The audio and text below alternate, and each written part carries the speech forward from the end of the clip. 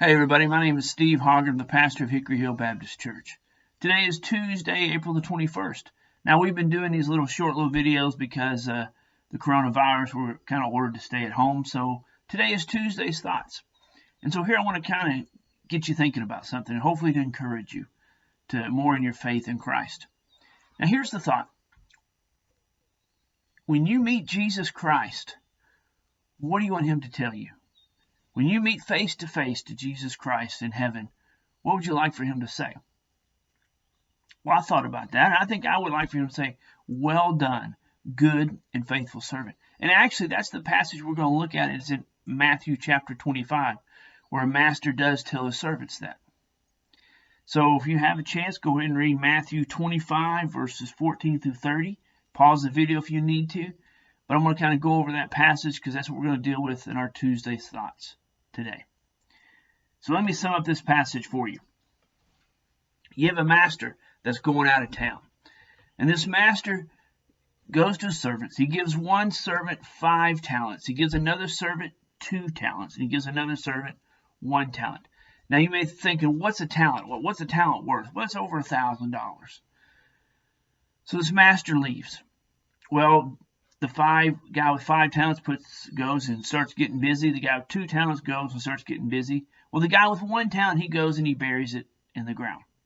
So the master comes back and he kind of brings the servants forward and said, "Okay, guys, what have you done?"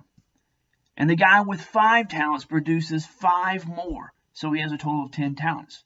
The guy with 2 talents used the money wisely and he produced 2 more. So now he has 4 talents. Well, the guy with 1 talent comes back and just gives him that 1 talent that he originally gave to the master. And he said, "I dug a hole, buried it, because I was worried about you." And the master got very upset, then disciplined him, took that 1 talent and gave it to the guy who had 10 talents. Now that's our passage this morning, kind of in a nutshell. So if you can read that, hopefully you get those things out of it. So what I want to do today on Tuesday's Thoughts is kind of bring this home and try to help us to be a servant that in the end the master will come to us and say, "Well done, good and faithful servant." So I want to share 2 things with you. Number 1 is we need to be there. I know it's very simple, very common, just be there. Both the servants that had 5 talents and the servant that had 2 talents were there. They showed up. They were present. That is why they earned more talents than the guy who 1 talent. The one guy with 1 talent, he goes and he digs a hole and buries that talent, and then he walks away. He's not present. He's not there. If you're not there, you have no chance of success. If you're not present, how in the world can you have success? The servants that got praise from the master were there. In fact, they were called faithful.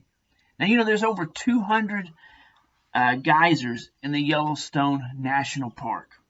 And there's one that's way above the rest. It is not the largest geyser. It doesn't shoot the highest water up in the air. But this geyser is the most popular. In fact, people will wait hours in the hot sun to see this geyser. And this geyser, you probably already figured, is called Old Faithful. It's called Old Faithful because you can set your watch by it. It is on a precise schedule. And it will shoot a stream of boiling water 170 feet in the air. And people will come and watch. All because it is faithful. Guys, if you're not faithful, then you are not there. I learned over the years of being a pastor, there are many times that I have questioned. I'm just going to be real honest. I have questioned why in the world is this person serving in this position? Why is this person here? Why is that person there? And I come to realize that it's not because they're very spiritual. It's not because they are talented in that position. It's because they're always there. And because they're always there and they're faithful, that is why they get put in some of these positions. Folks, if you're not in the game, how do you expect to even win? All right, so the first ideal of the faithful servant, of those servants that the master says, well done, good and faithful servant, is that you need to be there. The second thing is you need to show up. I know show up sounds much like being there, but what I mean is you have to be there. Then while you are there, you have to show up. When you are there, show up. Give 100% of your effort when you're there. Show up. It's just not enough to give 99.9% of your effort. According to Insight Magazine, if 99.9% is good enough, then listen to this. 103,260 income tax returns will be processed incorrectly this coming year.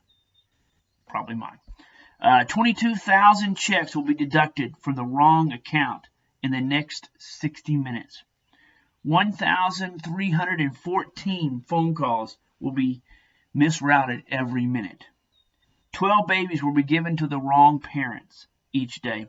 2 plane landings in the O'Hare International Airport in Chicago will be unsafe. 18,322 pieces of mail will be mishandled in the next hour. 291 pacemaker operations will be performed incorrectly this year. 880,000 credit cards in circulation will turn out to have the incorrect cardholder information on the magnetic strip. 20,000 incorrect drug prescriptions will be written in the next 12 months. 107 incorrect medical procedures will be performed by the end of each day. So when we show up, we need to give 100% of our effort. That is what I mean by showing up. Ecclesiastes 9:10 says, whatever your hand finds to do, do it with all your might. Paul says in 1 Corinthians 10:31, so whatever you eat or drink, whatever you do, do it all for the glory of God. So these 2 servants that increased their talents, they showed up. They gave all they had, and they doubled their amount. That one servant that had the 1 talent, that goes and puts that talent in the ground and buries it, he did not give any effort. That's why he didn't have any results produced. He didn't show up. The U.S. Army has a slogan. It says, be all that you can be. The Army is suggesting that is, if you just join the Army, they will help you maximize your abilities and reach your full potential in life. Folks, I'd like to add, if you will be there, you'll be faithful. If you will show up and give 100%, one day, when you see the Master face to face, he will say, well done, good and faithful servant. It will happen if you are there and you show up. Now, folks, I really want to confess to you, as I was preparing this Tuesday's thoughts, and actually I was sitting in the turkey woods and I was thinking and kind of praying, and I was thinking, you know what, I want to share something that will help us spiritually. I mean, we are kind of in a time when we have a little more spare time. We're at home, and some of you may be taking this time to grow spiritually, to mature in your faith. And I was thinking, and I was thinking about my own spiritual life. And I was thinking, what are some things that I could share that could help you grow in your spiritual walk with God? It was very simple. It is this. How do you get more tog time? I love the word tog time. I was a youth minister at one time. It means time alone with God. How do you make that better? Well, first, I found this to be true in my own life, is you have to be faithful. You have to be there. Have a time every day where you show up to spend time with the Lord. So be faithful in spending time with the Lord. And number 2 is to show up.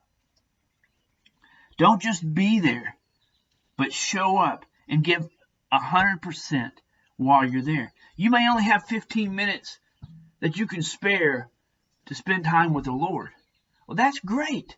But that 15 minutes, give your focus 100%. I noticed that the other day because I was reading, all the Bible is not really interesting. And I was reading somewhere in the Old Testament where it's naming a bunch of people and a bunch of places that I didn't know. And I'm just reading it, and I'm really just spacing out. And after I finished reading those couple of chapters, I was thinking, I have no clue what I read. Folks, show up. 100% of the effort. I also want to share a video, and I want to try to get Nicole to put it on here. It's called Reckless Love, and we sung it at our revival. And I want you to listen to the words. As you listen to the words of Reckless Love, think about God and what He did. Is He not there? Is He not faithful to us? And does He not show up? Does He not give 100% to us? And just think of the ways that He does in that song. But also, think about this. If we are His children, and we have His DNA in our lives, shouldn't we not be there? Shouldn't we not show up? I think if you put these two things in practice, guys, that one day when you meet Jesus Christ, He is going to say, well done, and good and faithful servant. Folks, be there and show up.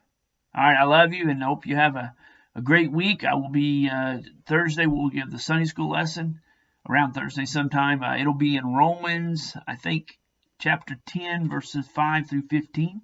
So if you want to go ahead and get a chance to read that. But again, we'll talk to you later. If you need me, give me a call or a text or an email. But we'll see you later. Bye.